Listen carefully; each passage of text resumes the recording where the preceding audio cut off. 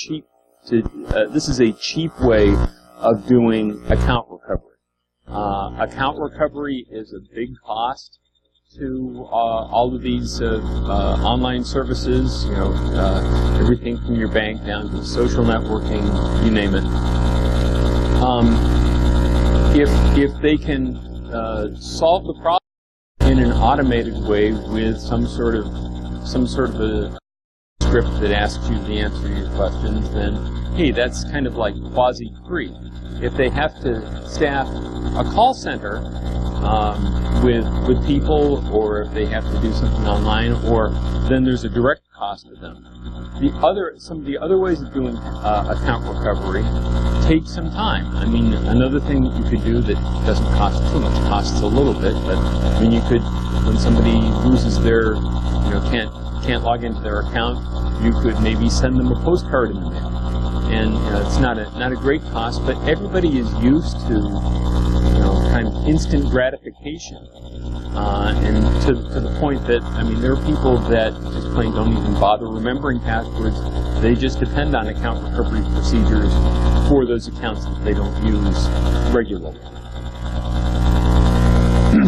Now, account recovery questions, challenge questions, security questions, whatever you want to call them, are basically break all of the rules that we set for passwords. It's really another password or another set of passwords to your account, but I mean, all of the things that we tell people not to do with passwords, we just do it, or these sites just do it for security questions. We tell them, we need upper and lowercase letters and special characters and all of those sorts of things. But as far as the security question, your mother's maiden name is, one of the prompts, one of the things that they're looking for. No complexity at all to speak of. Secrecy. Keep your password secret. Don't even write it down, they often say. But the answers to these questions are things that you can find online in many cases for a lot of people. Facebook ancestry, and who knows what the people that have the OPM data probably have the answer to a lot of things that people thought were very, very protected about. Don't share your password between multiple websites. But how many websites have you seen that ask for your mother's maiden name, or ask for your best friend, your childhood best friend's name, or things like that? I mean, this is another example.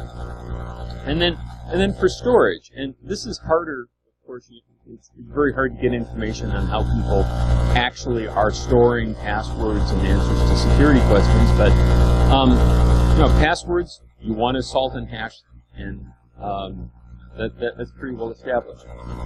Security questions, sometimes you need to be able to do a fuzzy match on those, and you can't salt and hash if you're going to do some sort of a fuzzy match. So these are more vulnerable at rest as well. Now, and with apologies to Per, because his company's name in Norwegian means good practices. I've always had trouble with the term best practices because they're so hard to nail down. I've asked any number of sort of IT administrators, why are we doing this? Well, it's a best practice. And he said, well, okay, but where? It's like there's this, if they don't want to answer the question, they call it a best practice. Yeah, well, that's not what they're going to call it. So it's really hard to nail these things down. I found one source of information that kind of corresponds to what might be considered best practices, and it's from OWASP, and they're in the, I guess, exhibiting in the chill out room, but and so I don't mean to single them out, but this is just one that I was able to find, and they have a best practice, or rather a cheat sheet for choosing and using security questions. So I looked to see what it says, and it says, a number of things about them, but one of their objectives here is to make forget password solutions as palatable as possible. So if the point is to make it palatable, they're really focused on that sort of instant gratification thing. They're not focused on making the forgotten password solution as secure as it needs to be. Now, on the other hand, they do say at the beginning of another section of this document that passwords, that security questions are less robust than passwords. And I definitely have to agree with them there. But then if you read a little bit further down the paragraph here, it kind of scares me a little bit more because it says it's talking about the fact that it possibly being considered as an element in multi-factor authentication. And we're just talking a completely different realm of security when we're talking about using challenge questions and in anything that might require multi-factor authentication. So yes, they're recognizing the problem, but then they kind of unwrap something that's even a little bit scarier. Now, one thing, I have never seen a situation where they prompt you for security questions and give you the option to opt out. It's always like, you must answer these questions now before we will let you do anything else. So, security professionals, how many of you here make up answers to these questions? Lots of them? Yes. Okay. You are not representative of the population. So, I mean, here's an example. Of course, you just fill it in with gibberish. Actually, that one came from my password manager, and just said generate something to fill in. But most people don't realize that they can or should make up answers. Now, of course, the danger with making up an answer is that if somebody forgets their password and they have made up answer to a security question, then they're even perhaps more likely not to do that. And there's some great research that indicates that, I mean, different methods of doing that. People even forget, even when they don't make up an answer, they forget what they answered. And that's a significant problem. We'll get into that a little bit more. But one of the issues here is that when a site is using security questions for account recovery, that's usually the way of doing it. If you don't have the answer to the security question, then your other options for recovering your account are much more limited.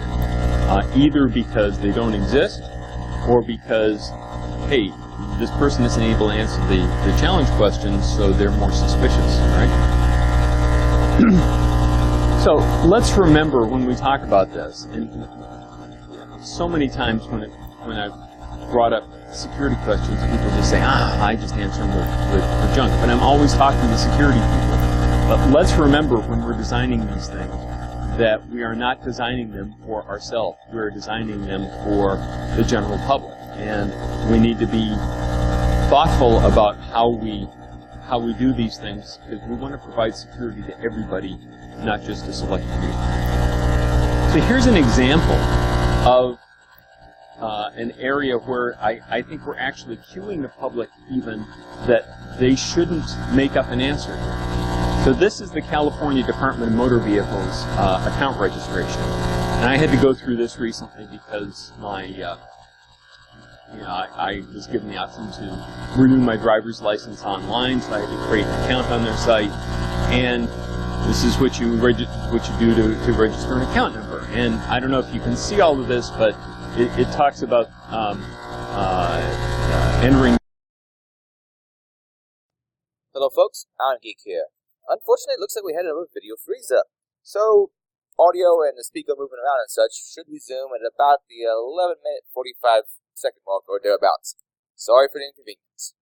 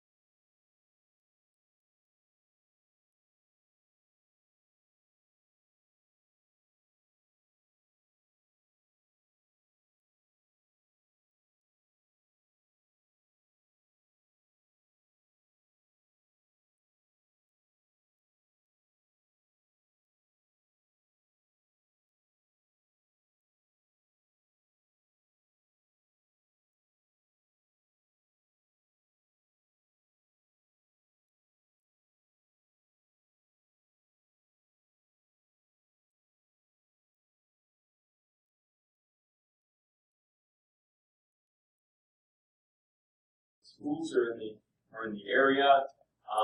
You can, even the government has websites that allow you to look at all the public schools in a particular area. Hospitals you were born in, you just pull up Google Maps and say hospitals near Worcester, Massachusetts, where I grew up. My hospital is there. It's out of business. Historical information. Don't forget there's things like Internet Archive that give you a lot of information about things in the past. I went back to my daughter's elementary school from several years ago, and I was able to look at who the third grade teachers were when she was in third grade. She's 16 now, so that's close. It probably didn't work so well for me.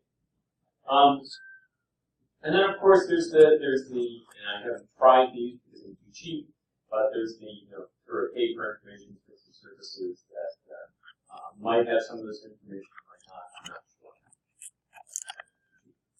You can also guess, and you want to come up with a good basis for guessing. You can get first names.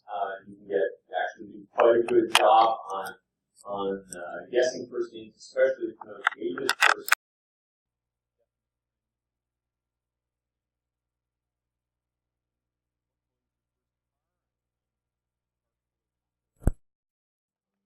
Media, popular pet names, popular team names. I looked at family names on the census website. That was kind of an interesting project that I did a few months ago. And Washington Post did a great article on what the popular street names are in each state.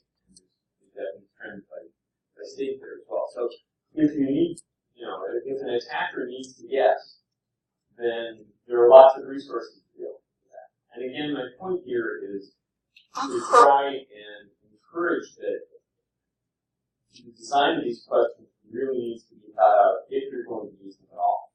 I would love it if we didn't have these sorts of questions. I've been doing a collection of security questions on a blog that I'm making. And so people sometimes ask me, what are the worst questions that I've ever seen? And so these are the ones that are just, terrible. What is your favorite season? I mean, how many choices are there? You could include those. California Department of Motor Vehicles asked, one of their choices for a question is, who was the first president that you voted for? Now that's probably memorable to a lot of people. So there are people who will select that. And unfortunately, people don't select, you give them a list of questions. Most people aren't thinking about which of these questions are going to be secure for me. They're thinking about what are the ones that I can answer. They aren't concerned with the security. And so if there's a whole choice and you have a weak question in there, the whole weakness of the system fails. The whole weakness of the system is greater. What is the year in which you were married? I mean, that not a lot of choices. If you're 30 years old and you're married, then it's kind of a similarly small number of likely answers there. Now, I've been focusing on the questions that are, the ability for the hacker to guess the right answer. But it's also a problem for the people who are the intended users. A lot of the questions have more than one right answer. I mean, sometimes you don't have necessarily one best friend, but you had a best friend in third grade, and maybe you had a different one in seventh grade, or something like that. That a number of these things. What's the name of this is one that I've seen. What is the name of a college you applied to but didn't attend? I kind of like that one from a security standpoint, because people don't necessarily broadcast, hey, well, I applied to such and such a school and didn't get in. So it's good from that standpoint. But most of us have applied to more than one college and not gotten in. And so which one did I use? Canonicalization problems. There are lots of different ways of typing phone numbers. There are lots of different ways of typing addresses. Very hard to canonicalize these things in a uniform way that you'd be able to salt and hash the answer, salt and hash the canonicalized result. And another thing to bear in mind is that, part of the strategy here is you don't want to allow people to guess too many times, so you need to implement a throttling strategy. You want to make sure that your throttling strategy doesn't unduly work against the intended user. So that if the intended user has to take 5 guesses to get to the right answer, you want to make sure that you're not going to throttle them out of that possibility. So, I've talked a lot about the problems. What are the things that I would do with security questions? You might be able to use them for something very low security. It's not the thing that you're going to depend on for security, but maybe something to depend on just avoiding, a nuisance notification or something like that. So, if your site is maybe going to send somebody an email in order to reset their password, we can talk about the security of that. That's a different subject. But if you're going to do that, then perhaps you might want to ask a security question in order to make sure that at least the user has some likelihood that they are the owner of that email address. That somebody isn't just coming in and hammering on somebody else's email address in order to annoy them. You want to choose questions that are deterministic, have answers that you'll be able to hash and solve. Even if you're going to ask multiple questions, don't expect any real security. Remember that something you know plus something else that you know is not two-factor authentication. And remember that sometimes the attacker is an insider. I mean, we hear situations where disgruntled ex-spouses want to get into the ex-spouse's bank account, maybe as part of a divorce settlement or something like that, wants to see what's going on. Insider threats are definitely. There's been a lot of really good academic, really much more rigorous research done on this. There, like 3 of the top 3 bullets there are papers that are excellent. Other papers on the subject. I really recommend them. Much more rigorous than what we do as the first talk on the second day of BSides. And a lot of stuff having to do with memorability of the questions. A lot of stuff having to do with how much entropy is there, or whether entropy is the right measure. A lot of that sort of thing. And then at the bottom is the blog, a little gallery of these questions that I'm collecting. And if you have more, please send them to me. I like to post more examples. And then we'll close with what Fidelity put up on my screen after I answered their questions, announcing me that my account is much more secure now that I've answered these questions, and I couldn't disagree more. That's it. I'd welcome any questions. Yes.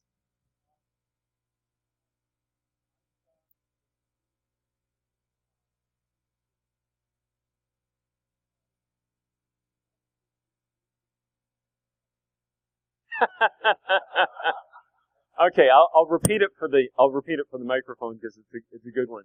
The favorite security question was, what is your favorite internet password?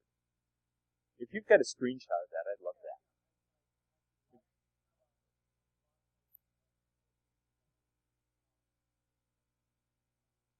Oh, wonderful. Great.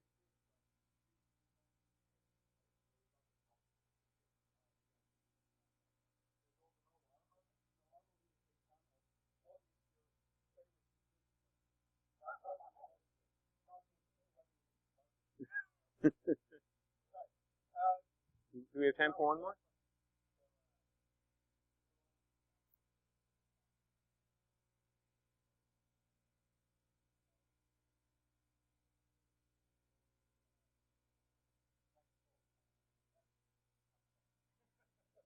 Gee, I'm off the hook then. I don't like a lot of the instant things, but I guess maybe SMS. Depends, it depends on what your threat model is and what it is you're trying to protect.